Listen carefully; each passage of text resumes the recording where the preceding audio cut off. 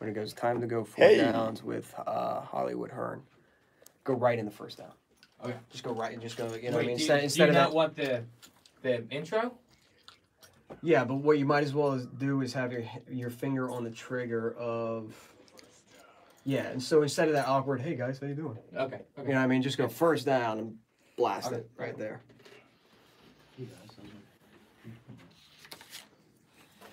Hope everyone's doing okay. When you guys to bring the energy today? Straight from fucking racks. Bill. Are we good to go? We're Gucci Tanucci. Can you lower their mics down while the intro's playing? Yeah, we're good. Let's do it.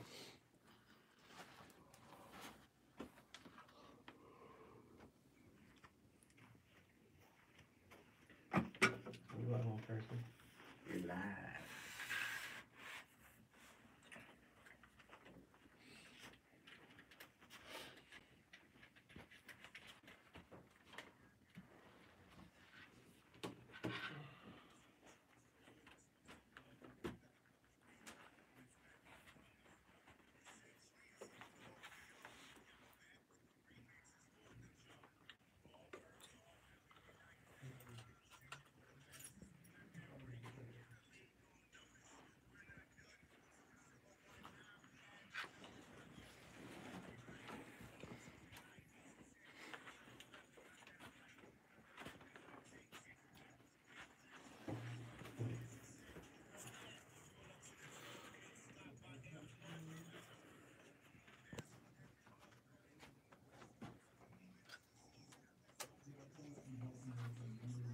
AIG.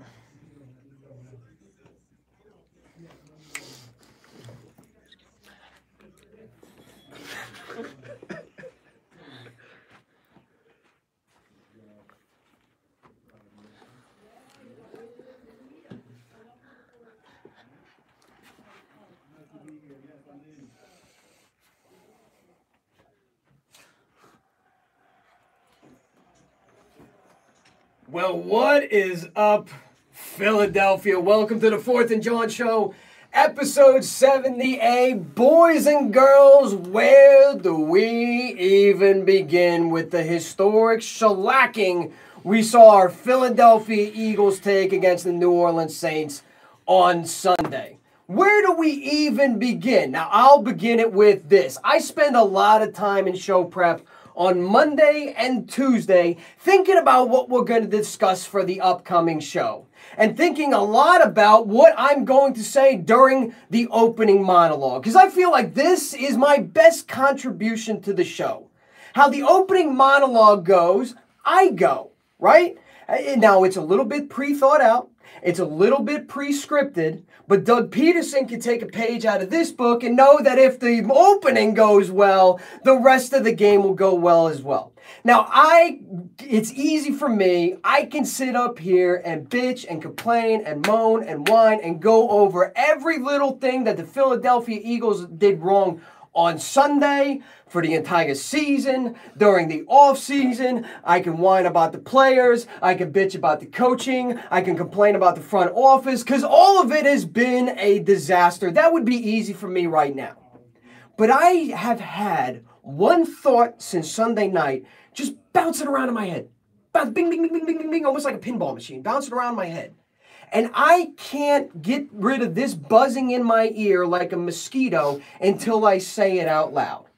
So, here goes the old grenade towards the whole conversation, right?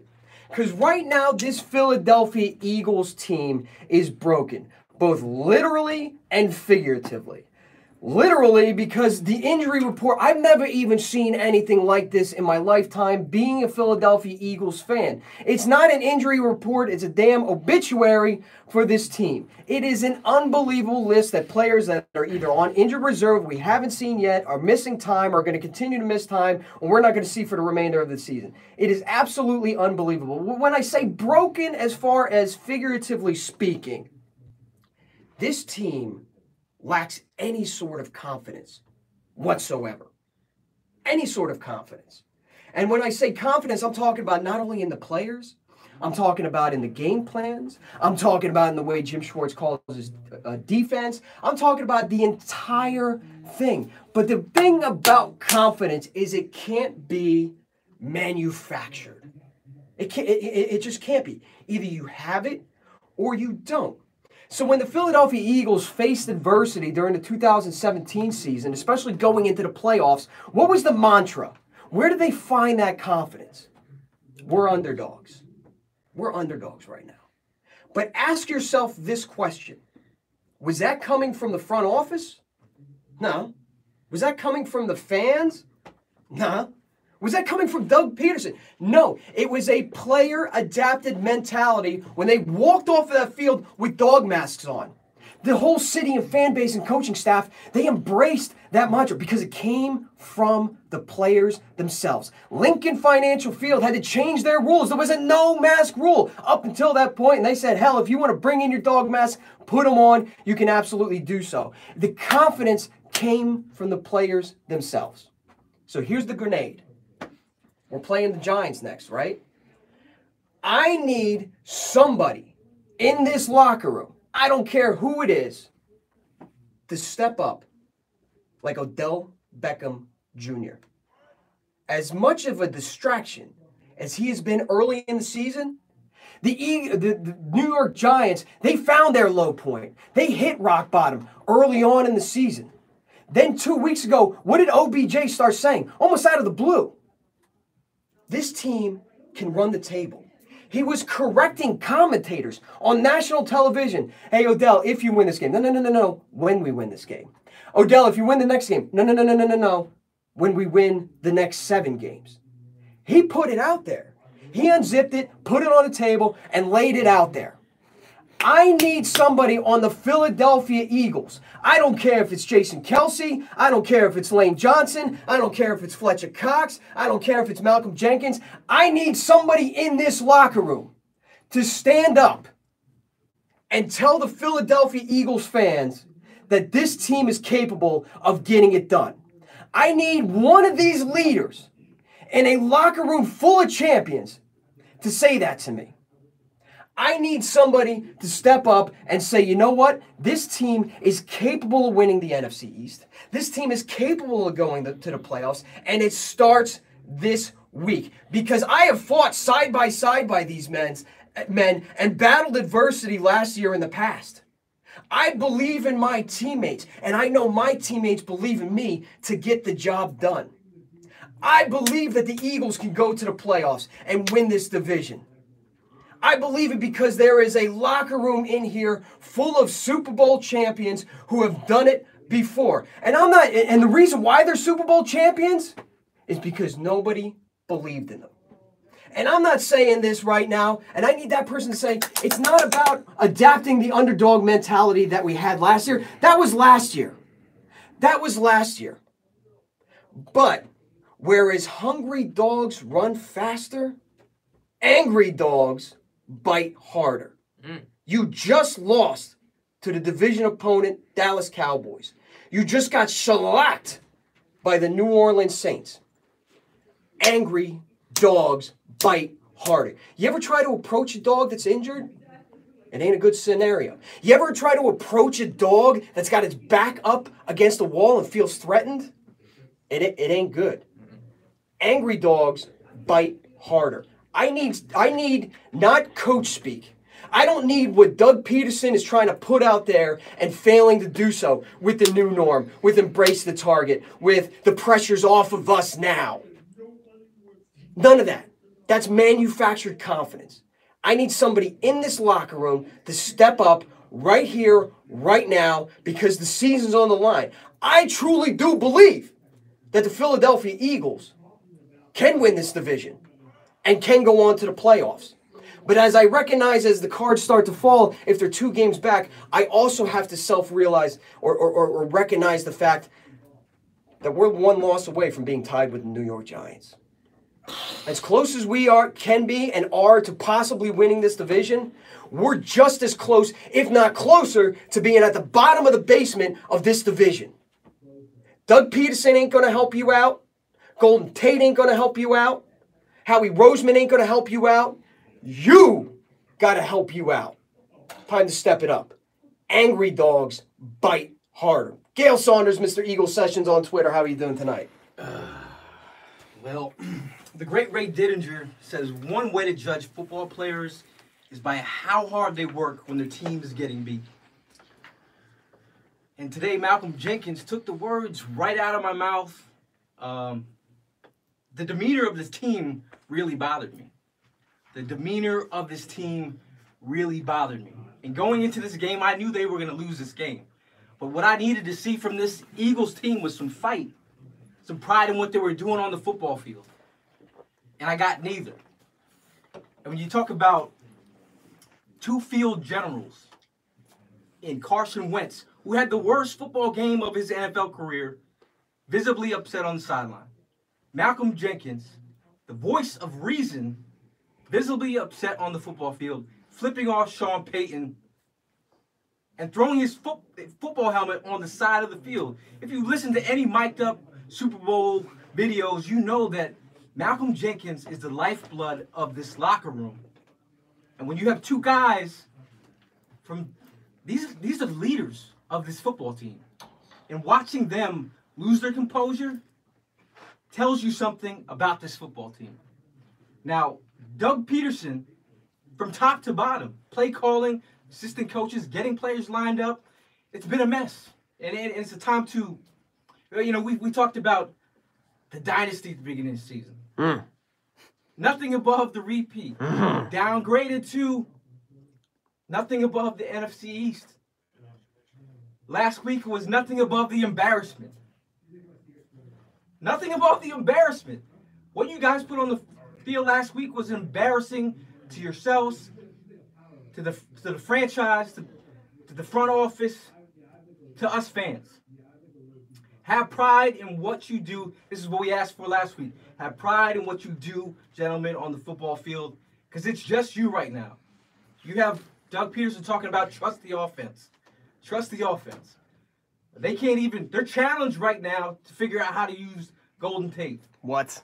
So at this moment in time, it's time to look back at yourselves, players, because it's just you. The fans can only do so much. They can go across the sea. They can go to New Orleans. They can go to L.A. and cheer for you. The coaches can only do so much. They can only ask you to execute so much, but it comes down to the players in the locker room. Time is it's knuckle up time. Which one of these players in this locker room is going to fight for this division? We've had a terrible season, folks, but we have to win games to get this, to right the ship. But what player? And you talked about Carson Wentz. Is he going to step up and be our leader? Is Malcolm Jenkins going to get this defense right? We know there's injuries. But it's time to group together and knuckle up. Because if you don't come to play, it's going to be a long season, gentlemen. Well said. Well said, Gail. Well said. I'm still getting over the fact that I just said out loud in front of a microphone, in front of thousands of people to listen to, that somebody on the Philadelphia Eagles needs to step up like Odell Beckham Jr. I'm still trying to. I can't believe that I even needed to say that. How'd that taste coming out of your mouth? Absolutely disgusting. But is it not the truth, Gail? Just as you said, like it needs to be the players that pull themselves out of it.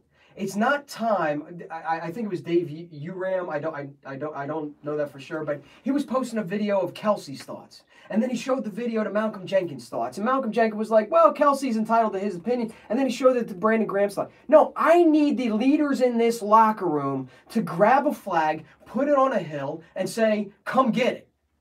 And if somebody comes and gets it, so be it. If you don't make the playoffs, so be it. If you end up the last place in the NFC East, so be it. I can deal with injuries. I can deal with bad play calling. I can accept defeat. What I will not accept is no heart on the back stretch of this schedule. Get pissed off. Get angry. Play with anger. Knock a dude's teeth out. You play with anger. Listen, I'm not going to say that this Philadelphia Eagles team quit against the New Orleans Saints. Because quit's a strong word, man. Like, you could probably look back at the film, see some dudes dogging it. That's fine. But quit, there's a lot of things I'd rather be called in this world than a quitter. And I'm not about to tell a group of men who have spent their entire lives since they were knee-high playing pee-wee football to reach their dream in the NFL of playing in the pros that they now quit. I'm not about to accuse anybody of that. But I need to see some teeth. Yeah. I need to see some anger. Great. And now there's a team in New York who gave you your best victory of the year who's now sniffing themselves. They're feeling themselves because a guy like Odell Beckham Jr. said that they were going to win the next 7 games. And they went ahead and they beat a San Francisco 49ers team without their starting quarterback or their starting running back. Hey, good for you. And they're pumping out their chest about beating the Tampa Bay Buccaneers, one of the league's worst defenses. Meanwhile, we just got shellacked by one of the best teams in the NFL who beat the #1 seed in the NFC and the Dallas Cowboys. But if you're going to take it out on anybody, if you're going to get pissed off, and not sit there and pout, and I don't like the demeanor. Oh, we need to play better. No, we need to look at ourselves in the mirror. No, you need to punch a dude in his mouth because you're the world champs. Evan Hollywood Hearn, how you doing? I mean, I don't know how I'm supposed to follow any of this up. If I'm being completely real, I've never been in recovery, but from what I've observed from the outside looking in, I'm in, I believe, the 2nd stage, which is acceptance of what's going on right now. After watching, that was probably the most demoralizing loss I've watched the Eagles lose, given the context of them being Super Bowl champs. You said historic loss. That wasn't a joke. That was that was the biggest serious loss by a former Super Bowl champ in the previous season that has ever happened. This team, granted, is decimated by injuries, but they lack more heart than anything else in that's going on right now. The play calling is an absolute mess. The problem that I have most with this team, and the reason that I have so little confidence in them righting the ship, is because I have been given nothing to give me any sort of direction that we're heading in the right way. Like, nope. Every single facet of this team is in complete disarray. I feel like practices must just be like everyone's like a chicken with their head like cut off, just running around wildly. I have never seen a fall from grace like this, and I believe it is attributed a lot to injuries, but the lack of heart is just really what is it's demoralizing, man, and it hurts. I live and die for this team. I got a tattoo on my body for this game, and I don't regret it because that was the best year that I've lived following this team. But I need something more, guys. Like I need them to. What happened to the new norm? We're well past that rhetoric. We're well past it. But like how soon do we forget about that? You know what I mean? Like how. I mean, how have we fallen this far? I mean, the question is Doug Peterson's message getting stale in the locker room? Yes. Yeah. Nothing he's saying is sticking. Yeah. I mean, he's saying we'll throw mud to the wall, but maybe it's not mud you're throwing to the wall. Maybe it's poo you're throwing to the wall. Yeah. It's Dookie? Because it stinks. The 15-play script stinks. We're the worst team in the NFL in the first quarter. 21 points in 150 minutes of football in the first quarter, we've scored 21 points. 14 of those points were against the Giants. And we've become completely one-dimensional on offense, which is whenever we come in here and we're doing our predictions for a game, we look to the fact that if a team is one-dimensional, like how we said the Cowboys were earlier in the season, we're that team now. Yeah, we're that team. We're the one-dimensional team that is very easy to game plan for. They figured it out. Yeah. And I need Doug. Like, listen, Doug's in a tough spot right now because nothing he's going to say up at that podium is going to satisfy the anger that is now the Eagles fan base. We're frothing at the mouth. We're frothing at the mouth. And what he's got to do is he's in a position with a lot of coach speak, you know what I mean, saying a lot of cliche stuff. But again, I need the players to step up and say that. I need Doug to talk less, especially during the press conference on Monday when he had this to say.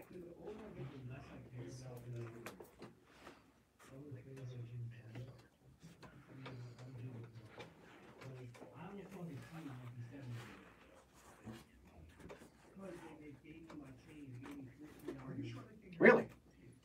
Mm.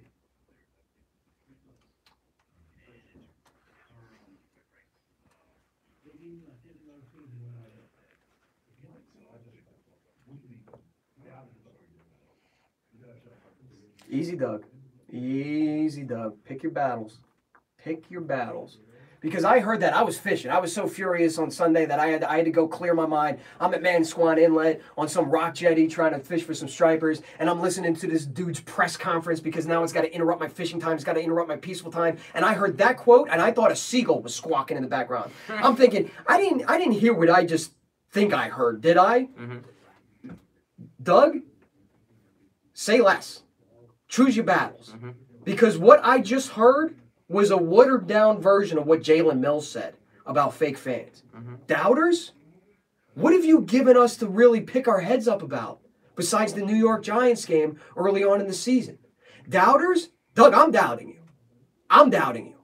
And I'll tell you what, I was here long before going to games at Veterans Stadium, long before you were even a backup in this town. And I'm doubting. And a lot of other fans are doubting. Give us something to believe in. Don't tell us that we don't need to be here. We are here. Mm-hmm. We are here because we believe in you. Give us something to believe in. I mean, quoting the great Maya Angelou, when someone shows you who they are, believe them the first time. And we've had 10 weeks of what the Eagles are. I mean, this is no surprise. And you're wanting to believe in something. Mm. So give us something to believe. And I've heard this from a couple of the players, and we know what we have in the locker room. That's all that really. You haven't shown anybody anything. You've lost 5 of the last 7 games. You've lost how many games in a row at home? I mean, it's put up or shut up. I mean, it's talk is cheap, man. Talk is cheap at this moment in time. If you're not giving results, don't expect Eagle fans to be like, "Oh, it's okay, it's cool." Like I fans that are like, "Oh, you guys are so grateful that they won a Super Bowl last year." It's like. As a football, if you've ever played football, you don't line up you won a championship the year before, you don't line up the next year and say, I'm going to lay down because it's whatever. I'm just here for the ice cream. It's about winning. It's about a dynasty, as we talked about. Mm-hmm. So don't give me this. Just results. It's all about results. And as far as the Eagles and the New York Giants are concerned, I feel like the game up at MetLife Stadium this year was a little bit of the anomaly because the Giants historically have played the Eagles pretty tough, mm-hmm. especially under Doug Peterson. It's always a close game. It's always coming down to the last play of the game. So the Giants, who are, again, sniffing themselves after 2 wins, rightfully so. Hey, listen, when you hit rock bottom and you start getting that winning feeling again, nothing feels better in the world.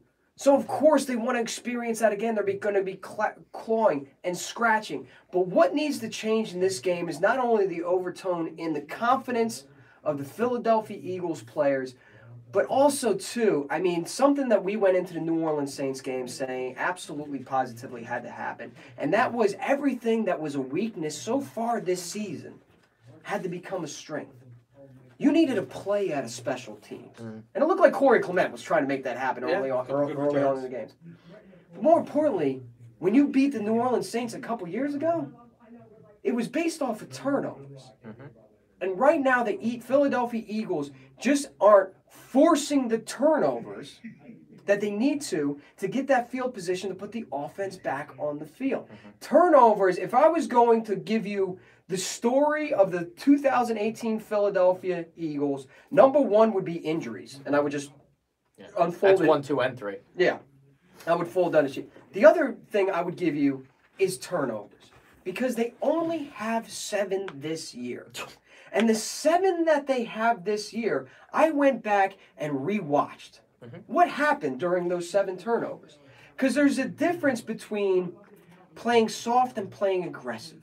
Because when you're playing aggressive, you are forcing turnovers. You're forcing that offense into mistakes. You physically are imposing your will and altering the outcome of plays, like they did against the Minnesota Vikings against the NFC Championship game when Chris Long bends the edge, gets on what's-his-face's hand, alters the course of the pass, Patrick Robinson picks it off, takes it to the house. Like in the Super Bowl, when Brandon Graham strip sacks Tom Brady and Derek Barnett picks it up. So I went back and I looked at how many of these turnovers are actually like forced, as opposed to the Eagles' defense playing soft and waiting for the offenses to make mistakes. Week 1, Rasul Douglas on Julio Jones. He comes in for 1 game, makes a great play on the ball, turnover.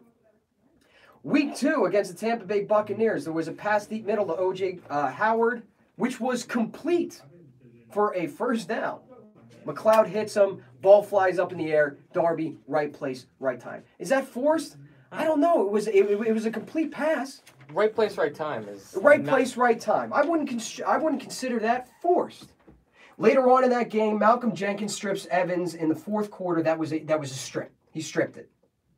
Week 4, Marcus Mariota completely overthrows his receiver. No pressure in his face. Just sails the ball, and Avonte Maddox just happens to be there at the right place, right time. Week 5, Kirk Cousins, with no pressure in his face, throws a lateral accidentally, which is then dropped by the running back who's out on the screen who probably would have picked up yardage. Accidental, drops it. Live ball, Eagles ball. Week 6, Eli Manning, interception, Grugier Hill, right? Hicks bats the ball. Now, this is one of those ones like the situation in Tampa Bay where it's like, what was it forced? Was it not forced? I'm going to give it to him as forced because Hicks batted the ball and Grugier Hill got it. Week 8, Maddox hits a wide receiver in the legs after a completion. Doesn't even hit him where the ball is. Ball just happens to pop out. Jenkins recovers. There are your 7 turnovers. You could argue that 3 or 4 of them are just dumb luck turnovers. So that means out of those 7, 3 or 4 of them are the only ones that you physically enforced your will to alter the offensive play and get possession of it. And I'm not harping on the defense right now because if you take a look at the offensive side of the ball, out of those 7 turnovers, sacks or fumbles, only 3 of them were converted into points. And those 3 were only 17 points. So simply put, the Eagles defense not taking the ball away enough. Eagles offense not making the most out of their opportunities when they have the ball. I mean, you're thinking about last season. They set the tone against the Redskins. I mean, Fletcher Cox scored a touchdown. You know what I mean? Like, they started the season off with a bang. I think that's where they have to get back to doing that. Maybe Tim Jernigan. We've been missing that kind of pressure opposite of Fletcher Cox. We need a guy that can beat one-on-one. I think Fletcher Cox has got to step it up. Even though he's getting double teams, there's a guy named Errol Donald who's double teamed 75% of the time and leads the NFL in sacks. So Fletcher Cox, you got to be the man. You got to be. They have to be more aggressive on defense. I don't care if it's the prevent defense, the picket fence defense. By the way, never name your defense out of something a dog can jump over, because that's just stupid. All right, I don't care what you're doing right now. Ain't working. It ain't working. Change it. You've had the most success what was the game where Malcolm Jenkins said, this is the most pressure we've ever put on, this is the most blitzes that we ever put on against the team since Jim Schwartz has been there. That was against Jacksonville. Yeah. Am I right? Did they win that game? I'm sorry, did they win that game? Yes. Switch it up. What you're doing ain't working. So find an answer. Be aggressive. I'm not going to kill you over being aggressive and falling short. What I am going to kill you over is playing soft and being like, well, oh well, we tried. Not good enough. Impose your will. Make it happen. Alter the game. Because if you're not being aggressive against an individual like Drew Brees, they will cut you apart like a surgeon. And even if you do go on to win the NFC East, you've already demonstrated playing that kind of defense that you are not going to be able to go against the top offenses in the league. You're just not. Offensively, I'm watching the Rams game. You can speak on this, Gil. Slant. How hard is this to do? Oh my God. I mean, just looking at that game between the Chiefs and the Rams, and you're thinking about our play calling and the basicness of what we're seeing, the level of screens that they're throwing out every week. Andy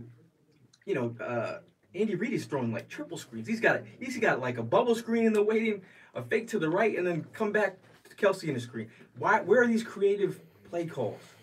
But the one thing that I'm seeing in the top offenses in the league is a running back that can stay out in the field on all 4 downs, screen games,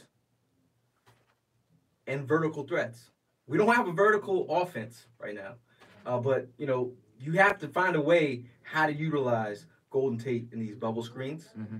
You're looking at these plays that are slow developing with our offense, having to build in bubble screens to Golden Tate in the waiting. Something with the way the line is blocking, you have to have a plan in place for when it goes, they crap the bed here, offensively. And what did Mike Gross say today about fitting Golden Tate into the offensive game? Yeah, he's having trouble. It's challenging. One of the most versatile players in the entire NFL. You can't draw up a play in the dirt for Golden Tate. Put him anywhere. Yeah. Any offensive Just get the ball in his mouth hands. would be watering to have a guy. This is a yak machine. Uh-huh. This is no basic slot receiver. And speaking of falling from graces, we did that trade 3 weeks ago now. Now we were overjoyed for that, and now it's looking like that was all for nothing because he could walk at the end of this year. Dude, he could walk at the end of this year, and all we have is missing a draft pick. Dude, that's all we've this got. is what I was preaching about when the trade deadline was coming up, right? Mm-hmm. And everybody except for Le'Veon Bell, which is clear now that was never going to happen to begin with. But he's one of the top 5 backs, and I'm being generous. He's probably higher than that. Top 5 backs in the NFL. He would have made an immediate offensive impact. Everybody else that the Eagles could have possibly traded an asset for. A first for Patrick Peterson, a second for Johnson, a third for Golden Tate. That's why I was preaching. It's not about bringing in one guy from the outside, and he's Clark Kent, and as soon as he steps foot in the NovaCare complex, he's going to rip open that shirt, and you're going to see the S on his chest. It's not going to happen. It's not about bringing a player in. It's about getting the 53 men that you currently have on this roster to get their you-know-what together, to get them all in lockstep, to get them all in line. That was the important part, because you're absolutely right. You're looking at the Golden Tate trade now. First of all, think about it from Golden Tate's perspective. Yeah. I'm leaving Detroit. Who the hell wants to be in Detroit? The weather sucks. The weather sucks. The city sucks. This team sucks. Mike Patricia sucks. I'm going to the defending Super Bowl champions, and I'm the missing piece that's going to turn their entire season around. Me and Carson Wentz are going to be at Bible study together. We're going to be singing Kumbaya on the guitar. It's going to be great. Love those Eagles fans. It's going to be great. He leaves Detroit, comes to Philadelphia. Detroit's 4-6.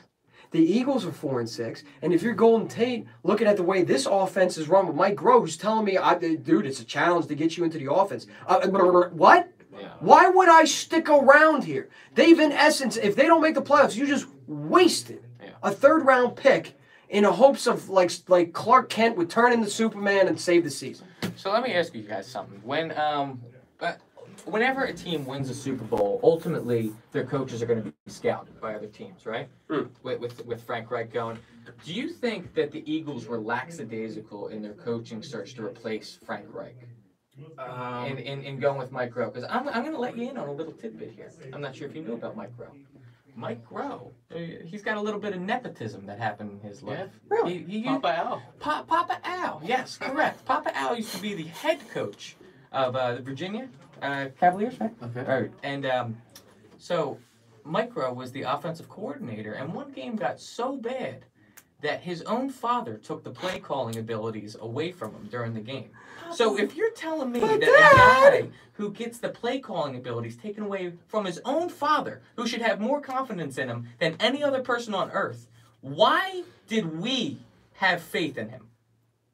You know what it was? It was the Josh McDaniels effect. He was supposed to go be the next head coach of the Indianapolis Colts, pulled out of the job, and then the Indianapolis Colts, I think, relatively quickly. Yeah, he's probably second in line. Yeah, signed Frank Reich. I mean, it seemed like real quick. Whether that was for PR purposes, and listen, we just need to get another body in here. We know the guy, or they really were all in on Frank Reich if Josh McDaniels didn't work out.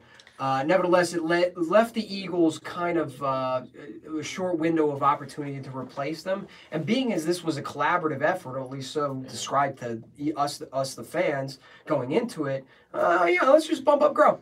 Yeah. I mean, he was a passing coordinator with the Rams with Jeff Fisher, and a wide receiver. Oh God! I mean, and he coached Alshon Jeffrey and Brandon Marshall when they had their good seasons as receivers. So What do you think Deuce Staley's influence is on this offense? I mean, he's the assistant head coach. Yeah. But I think you might want to start looking at Deuce Staley. Maybe ask him for something. I mean, recently he was the offensive coordinator for the East-West Shrine game in 2017. And I think he's a guy that's going to get an opportunity, maybe to be offensive coordinator next year, maybe. Someone's going to give him a shot, but I know he's been waiting in the wings. He's been waiting in the wings for a But long Mike time. Groh, you got that opportunity, but you also they brought up Press Taylor. Press Taylor is the guy responsible who found the Philly special. So, I mean, he's had opportunity to get plays, and, that was his task last year. But I just think it's hard to replace guys like DiFilippo and Frank Reich, who had, their signatures on big, important parts of this offense, whether it be, in the red zone, down on third down. I mean, those are hard guys to replace, and we're seeing the effects. I don't think we saw that coming right away. So do you guys think that this coaching staff is helping or hindering Carson Wentz's development?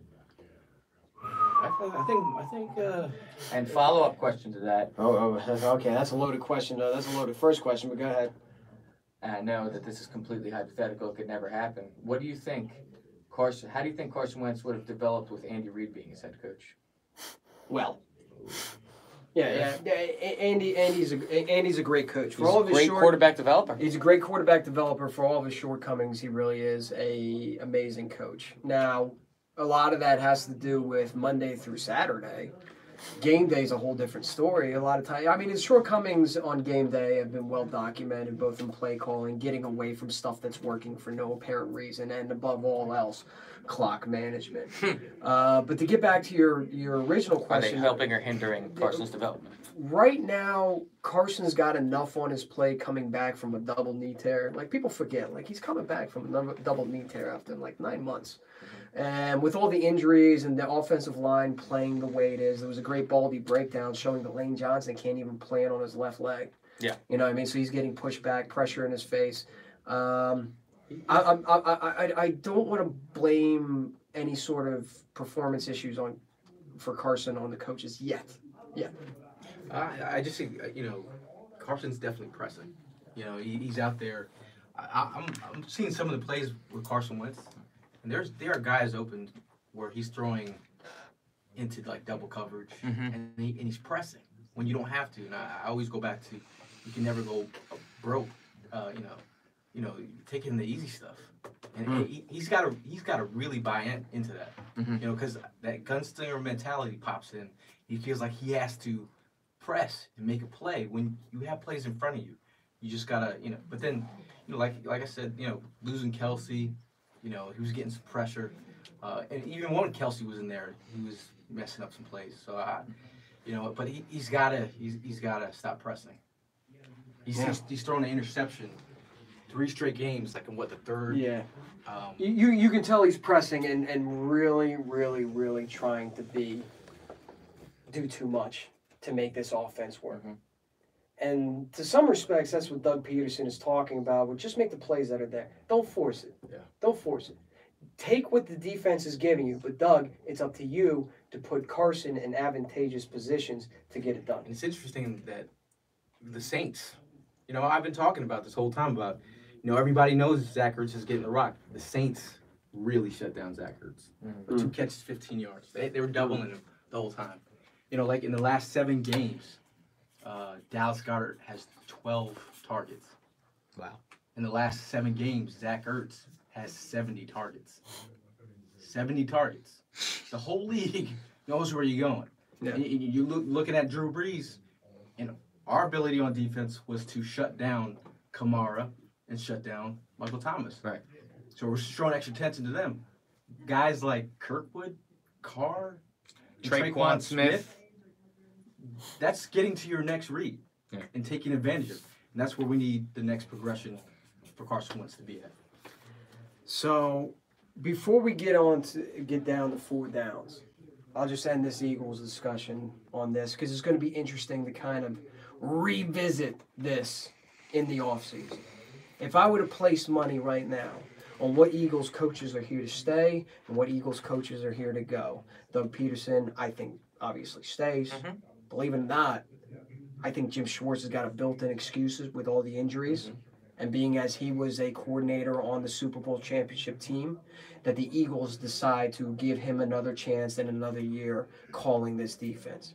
I think that Mike Groh ends up the Juan Castillo scapegoat, all right, or the Billy Davis scapegoat, or whatever coordinator is going to be fired in the name of, hey, it wasn't me, it was him. I could dig that. And I think Deuce Staley, to what you said, listen, if I'm looking for an offensive coordinator, but if I'm looking for a head coach, I'm really interested in Deuce Staley because here's a guy who has been at the top and here's a guy who's been down at the bottom. Mm-hmm. How many times have you seen assistant coaches on a Super Bowl winning team go on to be hired as head coaches in the NFL and fall flat on their face because they don't know how to deal with down here? Mm-hmm. Deuce Staley is the kind of guy who knows what it's like to be at the top of the mountain and knows what it's like to tumble back down and try to climb his way back up. He took all the right steps to get there. He took all the right steps to get there. So let's take another guy that's been underneath Andy Reid. You know, Eric Bieniemy. Another guy that's learned under Andy Reid. You never know. Let's take it 4 downs with Hollywood Hearn.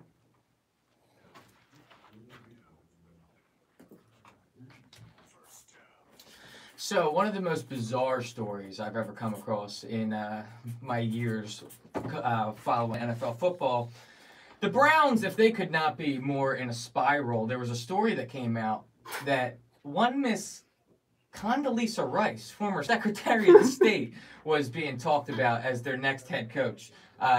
The Browns owner, Jack Dorsey, quickly denounced it after that story came out. But I just want to know, how close do you guys think we are to a woman coach in the NFL? We've already got women referees. How close do you think we are to a woman coach? I mean, isn't there a woman coach in the league? There was a woman. There was 2 years ago, I believe, there was a woman assistant defensive backs coach. Yeah. Okay. What about in a coordinator or like an offensive defensive coordinator or head coach capacity? As progressive as this society has gotten, and as progressively as we're all thinking, I think we're light years away from actually seeing a coordinator who'd stand up in front of a group of men and call them all sorts of names that I can't say on the air because of NBC and everything like that. But you've been in coaches' meetings. You've been dressed down by a coach.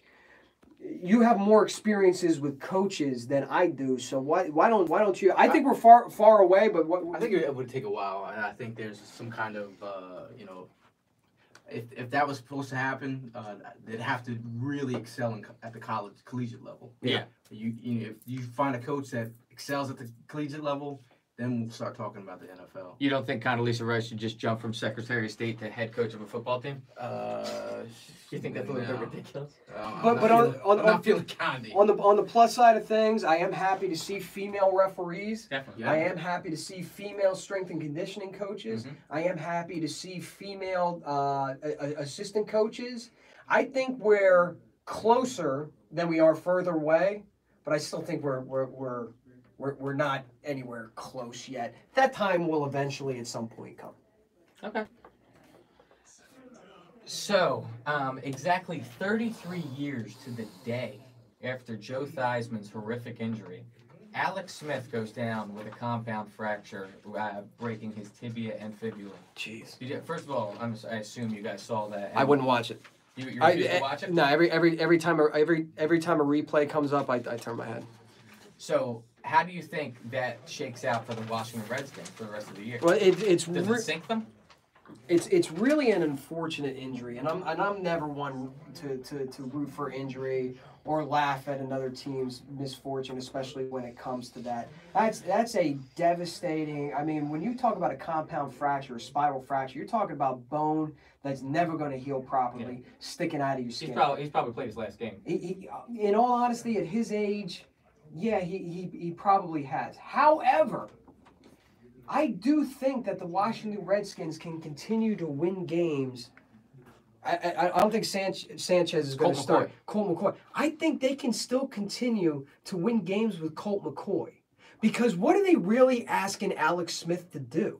That offense isn't Just centered manage the around game. him. He had 2,180 yards, 24th best in the NFL, 10 touchdowns, 5 interceptions, 218 yards per game average, Nothing and an stellar. 85.7. He's a game manager. Mhm. So if Colt McCoy can just play mistake-free football and manage a game and continue, Adrian Peterson can continue to have the production that he's had, there's no reason to think that the Washington Redskins still can't win games. You know what's really weird? Some weird factoids here. Like, This is getting real weird in here. The Alex Smith and Joe Theismann injuries, same date, November 18th. Yikes. Same score, 23-21. Yikes. Same yards of attempt, it was 5 yards. Same leg, same injury. Injured on the 3rd sack of the game. Wow. And Romeo Crennel was on the sidelines for both games. Wow. NFL Illuminati. That is the NFL if I've ever heard it. That was written in stone. That guy just didn't even know it. Just didn't even know it. It's unfortunate. I still think the Redskins can win games. What else you got? So, as we were talking about last week, we talked about how a Shakira concert is what ruined the game of the year in Mexico City for the Mexican fans to be able to go watch. It ended up living up to its expectations. A whopping 105 points were scored in the game. 54-51 is the highest scoring game in NFL history, and the first time an NFL team has ever put up 50 points and lost. Boys, what were your thoughts on the game? Couldn't even blink. Yeah. Couldn't even blink. And I'm torn because call me an old head. I like defense. I like a knockout fight of a football game. But I would be lying to you, straight-faced, if I said I didn't enjoy every last second of that score fest. You didn't even want to blink. My eyes were wide and glued to the TV. And if that's the product that the NFL is trying to put on the field for years to come, old head or no old head, sign me up for that. That's exciting. That's exciting. Yeah, that was exciting. I was still upset. Like, I didn't watch it on Monday night. I actually woke up at 5 o'clock this morning and started watching the game. And I was so amped. I was like, this is amazing what I'm watching here. Plus we're watching the young bloods and Jared Goff and Mahomes. Right. The gunslinger mentality. Right. We're watching the high-flying vertical threats in Hill. We're watching defensive genius in Aaron Donald with 2 strips. There was defensive scores here and there, left and right. It was down to the very last end of the game. And it was super exciting. I'm glad that I woke up this early to watch a great game. How much of that game were you guys watching and just thinking to yourself, like, never mind. Let's go to the 4th down. Let's go 4th down. All right, so I just want to know, it's Thanksgiving, so I just want to stick with the Thanksgiving theme. What are you guys thankful for from these 2018 Eagles? So Super Bowl doesn't count. Super Bowl doesn't count. Super Bowl doesn't count. So this 2018 Eagles team, tell me what you are thankful for. Yeah, I'll tell you what, I'm thankful for the tailgates, especially the home opener tailgate. That was absolutely amazing. I'm thankful that the Eagles stopped by and Don Smolinski lit the jersey on fire. Yes. I'm thankful for the good company that has made this rough season, a tough one to digest, a lot easier to stomach. Okay. Because the people who show up to the tailgates and the people who support us on social media and listen to podcasts and leave the reviews, as much as we seem like therapy to you sometimes, believe me when I say that you guys are therapy to us. Yeah, I mean, as we travel and meet everybody and like, you know, great people, man. And that's the best part about doing what we're doing, is meeting solid Eagle fans across the world. But I'm just thankful, you know, that we're all here to, you know, enjoy these Eagle games, man. These tailgates have been amazing. Before we get on out of here, a couple notes of business. We're going to switch it up tailgate-wise this time around. There was a forecast for rain and a little cold. It's going to be a little dicey. Something that happened at the last tailgate that I really enjoyed and kind of missed, because I started my entire social media thing about bouncing from tailgate to tailgate and just filming how other fans did it. And I did that last tailgate. And there was a DJ spinning and cutting and scratching with the drummer. You ever see a DJ drummer combo? Oh, it's fantastic. And then the guy had the casket. Granted, looked silly at the end. But, you know, what we're going to do, what the 4th and JAWN crew is going to do, we're not throwing our own tailgate this time around. For the first time in a long time. We actually want to crash your tailgate. We want to come see how you get down. Because there's a lot of other great parties going on in that parking lot. Justin. Are you going to make sure you bring the country baking and Bud Light with you? Well, listen, I'll bring the hat. I'll bring the beer bong, which, by the way, wasn't allowed at the bar. By the way, shout out to Mulligan's Puds in Hoboken. They showed us a good time. Wasn't a great game. Showed us a great time. We really appreciate it. But we want to come crash your tailgates. We want to see how you do at your thing. So if you have a tailgate, hit us up at 4th and JAWN. Hit us up at the Mighty E-Rock, at Eagle Sessions. Hit one of us up. Let us know what lot you're going to be at. We'll come by, swing by, maybe eat a little food, maybe drink a little drink, have a little bit of a party. Do a little tailgate drive-by. And come say hello. Make sure you have pork roll. Yeah. And last thing I wanted to get to before we get on boogieing on out of here. This is our final show with our producer, Justin, who is moving on to bigger and better things down as a associate program director in Baltimore. Is going to be covering the Ravens and the O's and the Terps and everything like that. First of all, I just want to let people know that Justin is the unsung, unheard, sort of third founding member of 4th and JAWN. Founding member, the legend.